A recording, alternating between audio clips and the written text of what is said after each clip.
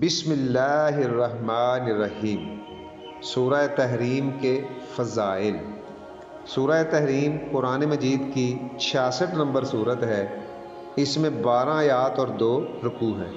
یہ سورت مدینہ منورہ میں نازل ہوئی۔ تحریم کا معنی ہے حرام کرنا۔ یہ اس سورت کی پہلی آیت سے مؤخذ ہے۔ سورہ تحریم کا مرکزی موضوع معاشرتی اور ازواجی زندگی کے لیے ہدایات اور میاں اور بیوی کی ذمہ داریاں ہیں۔ خاتم النبیین صلی اللہ علیہ وآلہ وسلم سورہ تحریم کی ابتدائی آیات میں یہ بیان کیا گیا ہے کہ حلال و حرام کا اختیار صرف اللہ تعالیٰ کے پاس ہے۔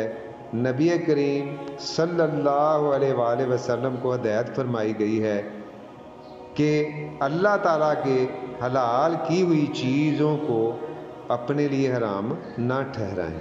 آپ صلی اللہ علیہ وآلہ وسلم نے بعض ازواج مطہرات رضی اللہ تعالی عنہما کی خوشنودی کے لیے شہد کے استعمال کو اپنے لیے منع قرار دے دیا تھا کہ میں آئندہ شہد استعمال نہیں کروں گا۔ اس پر اللہ تعالیٰ نے فرمایا کہ آپ اللہ تعالیٰ کے حلال کردہ چیزوں کے استعمال سے اجتناب نہ کریں۔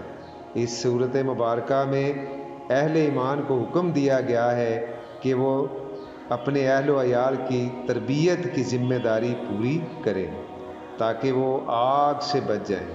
سچی توبہ کی ہدایت کی گئی ہے جسے توبۃ النصوح کہا گیا ہے۔ اس سے اللہ تعالیٰ اہل ایمان کے گناہ معاف فرما دے گا اور انہیں جنت میں داخل فرمائے گا۔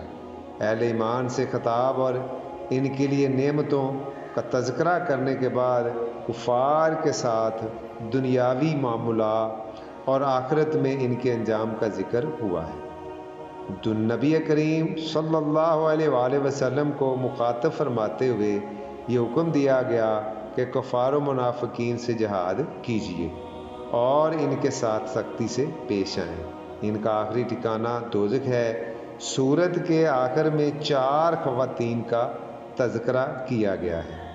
حضرت نوح علیہ السلام اور حضرت لوط علیہ السلام کی بیوی کا تذکرہ کفار کے لیے بطور عبرت کیا گیا ہے اور اہل ایمان کی تسلی کے لیے فرعون کی بیوی حضرت آسیہ علیہ السلام اور حضرت عیسیٰ علیہ السلام کی والدہ حضرت مریم علیہ السلام، حضرت مریم بنت عمران علیہ السلام کا تذکرہ کیا گیا ہے۔